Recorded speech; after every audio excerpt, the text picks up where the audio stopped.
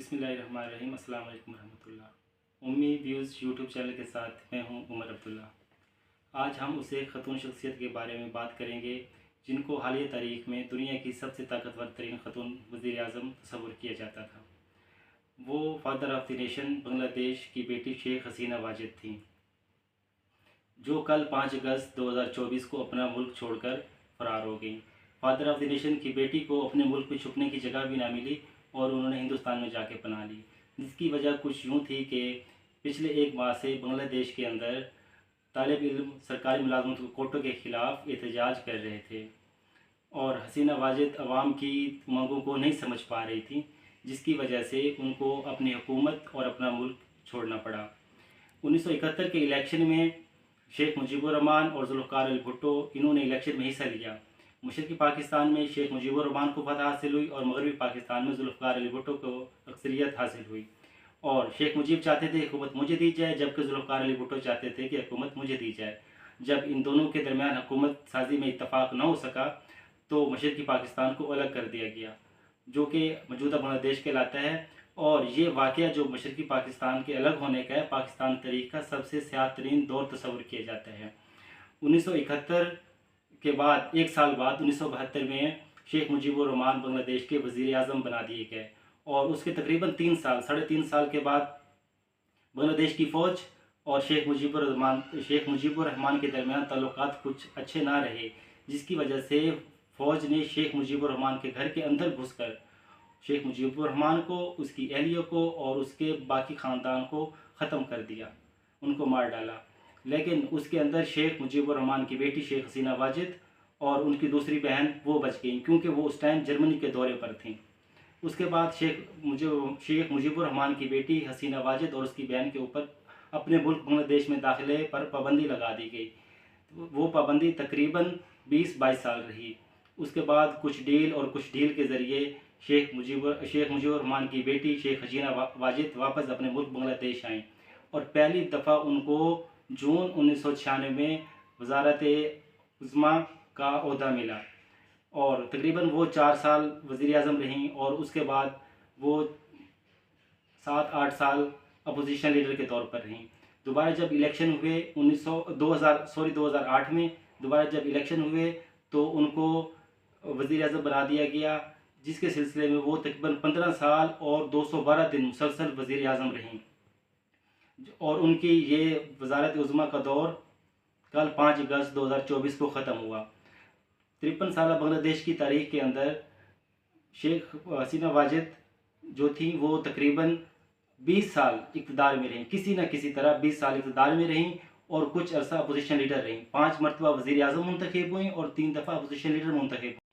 और ये एक माह से तकरीबन ये एहतजाज जो चल रहा था, जिसकी वजह से उनको मुल्क छोड़कर फ़रार होना पड़ा, इसके पीछे वजह ये थी कि बांग्लादेश के अंदर जो सरकारी मुलाजमतें हैं उनका कोटा कुछ इस तरह गैर मुनसिफाना अंदाज में तकसीम किया गया था। मैं आपको समझाने की कोशिश करता हूँ।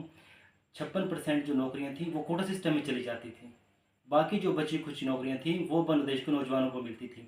56% में 30% उन लोगों को मिलती थी जिन्होंने 1971 की जंग में हिस्सा लिया था, उनकी औलादों को 30% बांग्लादेश की नौकरियाँ उनको दे दी जाती थी।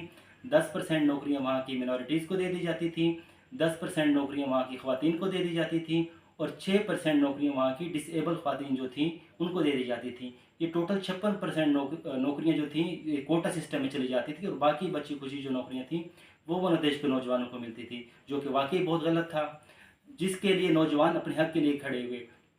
इससे पहले ये तहरीक जो भी डेट 2 महीना पहले शुरू हुई है, इससे पहले सन 2018 में भी नौजवानों ने एहतजाज किया था, जो एहतजाज कुछ अरसा चला, बिलाखिर ख़त्म हो गया और जो केस था वो अदालत में चला गया और वहाँ की अदालत ने फैसला किया कि जो 30% नौकरियाँ उन लोगों को मिलती हैं जिन्होंने 1971 की जंग में हिस्सा लिया था, तो उनको जो नौकरियाँ दी जाती हैं उनको कम करके 5% कर दिया था।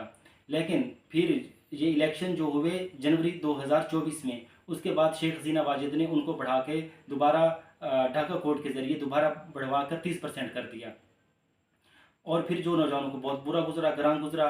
उसके बाद उन्होंने इस पर एहतजाज शुरू किया और पिछले महीने एक और फैसला आया सुप्रीम कोर्ट बांग्लादेश की तरफ से कि उन नौकरियों को जो कोटा 30% था ढाका कोर्ट की तरफ से बढ़ा दिया गया था, ढाका हाई कोर्ट की तरफ से उसको कम करके उन्होंने दोबारा 5% कर दिया था।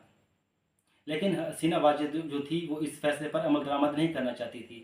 تو اس طرح نوجوانوں کے اندر غصہ اور بے چینی بڑھی، انہوں نے احتجاج کرنا شروع کر دیا۔ جب نوجوانوں نے اسٹوڈنٹوں نے احتجاج شروع کیا تو حسینہ واجد نے ان کو رضاکار کا خطاب دے دیا۔ اب رضاکار کس کو کہتے ہیں؟ رضاکار اس شخص کو کہتے ہیں بنگلہ دیش میں جس نے 1971 کی جنگ میں بنگلہ دیش کے خلاف حصہ لیا تھا، یعنی کہ جو پاکستان کے لوگ تھے یا غدار وطن تھے ان کے لحاظ سے، بنگلہ دیش کے لوگوں کے لحاظ سے تو ان کو رضاکار کہا جاتا تھا۔ اس چیز نے اسٹوڈنٹس کے اندر، طالب علموں کے اندر مزید بے چینی اضطراب پیدا کر دیا، تو انہوں نے احتجاج کو، اس کا دائرہ کار مزید وسیع کر دیا اور انہوں نے اعلان کیا کہ ہم ڈھاکہ کی طرف آ رہے ہیں اور ہمیں شیخ حسینہ واجد کا استعفیٰ چاہیے، ہر حال میں استعفیٰ چاہیے۔ اور حسینہ واجد نے ان کے خلاف سرگرمیاں جو تھیں پولیس کی طرف سے بڑھوا دیں، ان کے اوپر شیلنگ، لاٹھی چارج، ڈائریکٹ فائرنگ ان کے اوپر کرنا شروع کر دی۔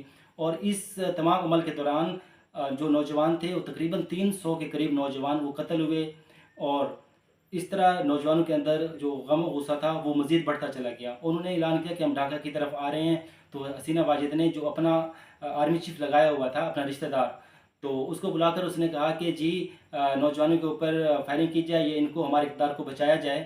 تو انہوں نے کہا کہ میں اپنے لوگوں کے اوپر، ذرائع کے مطابق، کہ میں اپنے لوگوں کے اوپر فائرنگ نہیں کر سکتا۔ تو بالآخر احتجاج اس حد تک بڑھا اور لوگوں نے اپنی جان دینے سے بھی گریز نہیں کیا کہ کل 5 اگست 2024 کو حسینہ واجد کو اپنا ملک چھوڑ کر فوجی ہیلی کاپٹر کے ذریعے باہر کے ملک بھاگنا پڑا، اور جو لوگ تھے وہ اس کے گھر کے اندر گھس گئے۔ بھاگنے سے پہلے اس نے اپنے سیکورٹی اہلکاروں کو کہا کہ میں جاتے ہوئے ایک تقریر ریکارڈ کرنا چاہتی ہوں جو بعد میں میرے سیاسی مقاصد کے لیے میرے کام آئے گی۔ تو سیکورٹی اہلکاروں نے کہا کہ میڈم آپ اس ٹائم جو حالات ہیں آپ تقریر ریکارڈ نہیں کر سکتی، عوام بہت مشتعل ہے اور وہ آپ گھر کے اندر گھس کر آپ کو نقصان پہنچا سکتی ہے۔ تو اس کو فوراً بھاگنا پڑا، اور اس کے بعد چند منٹ کے بعد لوگ وزیر اعظم ہاؤس میں گھس گئے اور انہوں نے وہاں پہ اس کے لیے جو کھانا تیار تھا وہ کھایا، اور وہاں پہ ان کے جو سوئمنگ پول تھے وہاں نہائے، اور اس کے بعد انہوں نے وہاں سے فرنیچر اور جو چیز وہ اٹھا سکتے تھے وہ اٹھا کے لے گئے۔ اور اس کے تھوڑی دیر پہلے، یہ جو ان کے گھر میں گھسنے سے یا حسینہ واجد کے فرار ہونے سے تھوڑی دیر پہلے، حسینہ واجد کا جو بیٹا ہے وہ ایک وزیر بھی ہے، اس نے سیکورٹی فورسز کو پیغام دیا کہ جی ہمارے اقتدار کو بچایا جائے اور لوگوں سے محفوظ کیا جائے۔ تو انہوں نے آگے سے 2 ٹکر سے جواب دے دیا، انہوں نے کہا کہ جی ہم آپ کی کوئی مدد نہیں کر سکتے۔ اور حسینہ واجد کے بھاگنے کے بعد بنگلہ دیش کے آرمی چیف وقار الزماں وہ منظر عام پر آئے، انہوں نے پریس کانفرنس کی، انہوں نے اپنی عوام کو دلاسا دیا، انہوں نے کہا کہ اب اشتعال کو چھوڑ دیں، حسینہ واجد فرار ہو چکی ہیں، آپ کے جو مطالبات ہیں ان کو تسلیم کیا جائے گا اور مانا جائے گا۔ اور اس کے بعد انہوں نے وہاں کے بنگلہ دیش کے جو صدر ہیں ان سے بات کی۔ صدر بھی ان کے رسمی ہی ہوتے ہیں جیسے ہمارے پاکستان میں ہیں، ان کے پاس اختیارات کوئی نہیں ہوتے، لیکن بہرحال انہوں نے اس سے ملاقات کی، اور ملاقات کے بعد ان کے بنگلہ دیش کے صدر نے حکم دیا کہ جو ان کے اپوزیشن لیڈر ہیں خالدہ ضیاء، جن کو 2018 سے ان کو گرفتار کیا ہوا ہے، تو انہوں نے حکم دیا کہ ان کو آزاد کر دیا جائے، چھوڑ دیا جائے۔ تو اس طرح میں بتانا یہ چاہ رہا ہوں کہ یہ زندہ قومیں اس طرح ہوتی ہیں، وہ اس طرح اپنے حقوق لیتی ہیں۔ زندہ قوموں کا یہ شیوہ ہے کہ اپنے حقوق کے حصول کے لیے کسی بھی قربانی سے دریغ نہ کریں۔ اس کے ساتھ مجھے دیجیے اجازت، اللہ حافظ۔